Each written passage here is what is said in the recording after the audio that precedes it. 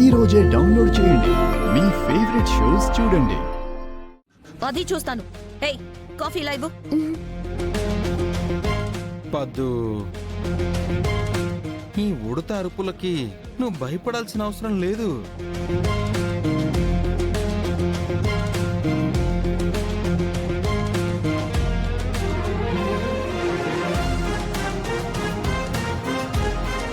అబ్బబ్బబ్బబ్బబ్బబ్బబ్బా, coffee చాలా బాగుంది పద్దు.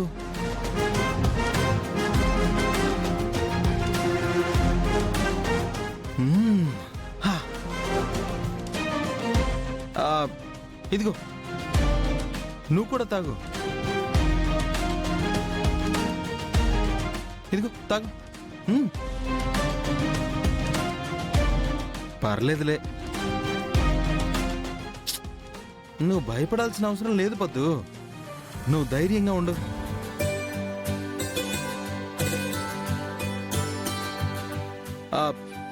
నువ్విప్పటి వరకు కృష్ణవేణి గారి కూతురువి, కానీ ఇకపై శారదమ్మ గారి కోడలివి.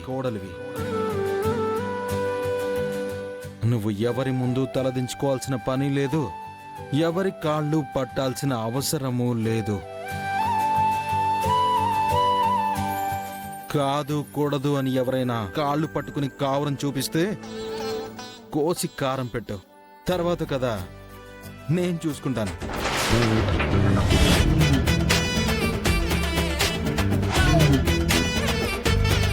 సరే పద్దు, నేను వెళ్ళొస్తా.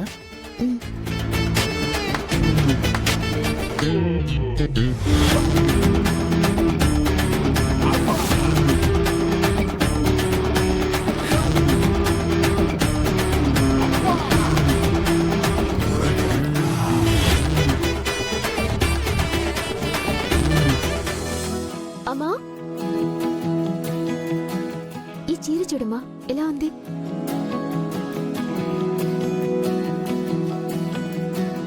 బాగుంది.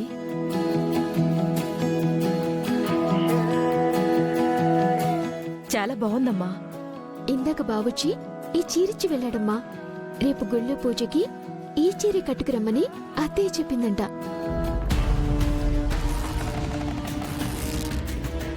మ్యాగీ, మ్యాగీ, మ్యాగీ, ఏంటి నువ్వు చేసిన పని? నా కాబోయే భర్త నా కోసం తెచ్చిన చీరని ఎందుకలా కట్ చేస్తున్నావు? ఎందుకు? ఈ చీరని నీకిస్తూ ఆ పకోడీగాడన్న మాటలకి నాకు కోపం వచ్చింది. దానికి బదులుగా ఈ చీరని చింపేస్తున్నాను. ఇప్పుడెలా ఈ చీరను కట్టుకుంటావో, గుడికెళ్తావో నేను చూస్తాను.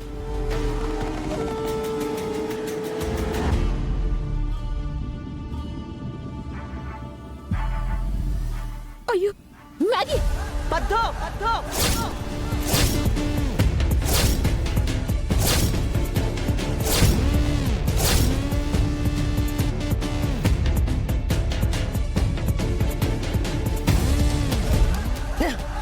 ఏందే ఒళ్ళట్టా ఉండాది? నా కూతురు మీద చెయ్యెత్తుతుండావో? ఇంత ధైర్యం నీ క్యాడ్ నుంచి వచ్చుండాది. మమ్మీ, ఈ ధైర్యం ఇందాక వెంకీగాడు పొంచి వెళ్ళాడు. ఇది నీకు నచ్చడమే కాదు, నీకు బాగా నప్పుతుంది కూడా. ఈ చీరను కొందరు కడితే కోడి ఈకలా కనబడతారు, అదే నువ్వు కడితే నెమలి పింఛన్లా కనబడతావు. కూటి గతి లేని కుక్క, నా కూతురు మీద చెయ్యెత్తుతావా? నిన్ను ఇంకోసారి నా కూతురు మీద చెయ్యెత్తుతావా? అక్క,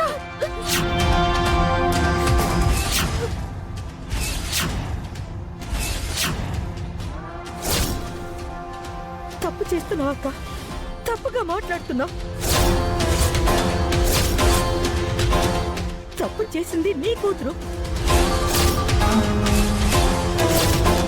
దానికి నీ కూతురు చెంపలు వాయించి బుద్ధి చెప్పాల్సింది పోయి నా కూతురు మీద చేయి చేసుకోవడం బుద్ధి లేని పని అవుతుంది.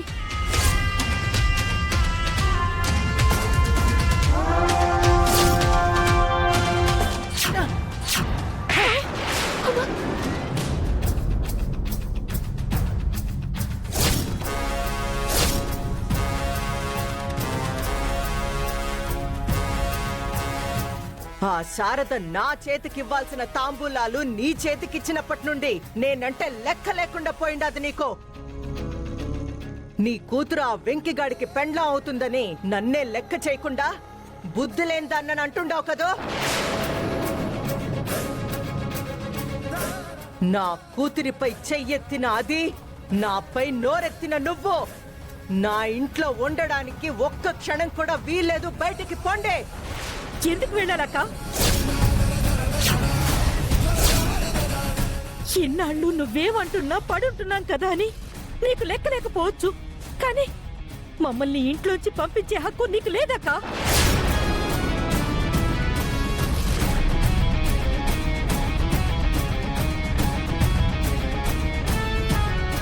ఉండేదానికి ఏం హక్కుందని నువ్విట్ట వాగుతుండావో.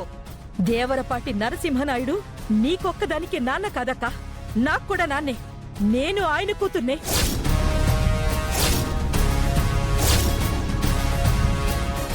ఓహో, తలదాచుకునేదానికి తండ్రి పేరు బాగానే చెప్తుండావు. మరి నీ భర్త చేసిన తప్పుకి సమాధానం ఏం చెప్తావో?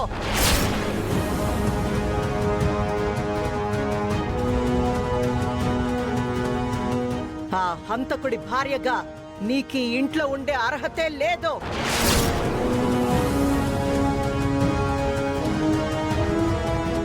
నేను చెల్లి అని ఆనాడు అనుకున్నాను కాబట్టే నువ్వింకా ఈడ నిలబడుండావు.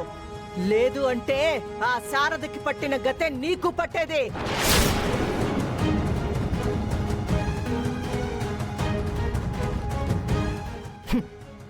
అది మర్చిపోయి పక్కనన్న గౌరవం కూడా లేకుండా నాకే ఎదురు మాట్లాడి హక్కులు దాకా వెళ్ళినావా? ఇంకా లాభం లేదు, ఇంకా లాభం లేదు. ఇప్పుడే ఈ క్షణమే మిమ్మల్ని ఈ ఇంట్లో నుంచి గెంటేస్తుండాను. మీ దిక్కున్న చోట చెప్పుకోండి. పెద్దమ్మా, అలా అడుగు పెద్దమ్మా. నువ్వు నన్ను కొట్టావన్న బాధతో అమ్మ నోరు జారింది. అందుకు నేను కాళ్ళు పట్టుకుని క్షమాపణ కోరుతున్నాను. మమ్మల్ని బయటికి పంపించొద్దు పెద్దమ్మా. లేవే, మీ ఇద్దరు నా ఇంటి దరిదాపుల్లో నా కను సన్నంలో కూడా కనపడడానికి లేదు. రండి. పోండి ఇక్కడి నుంచి.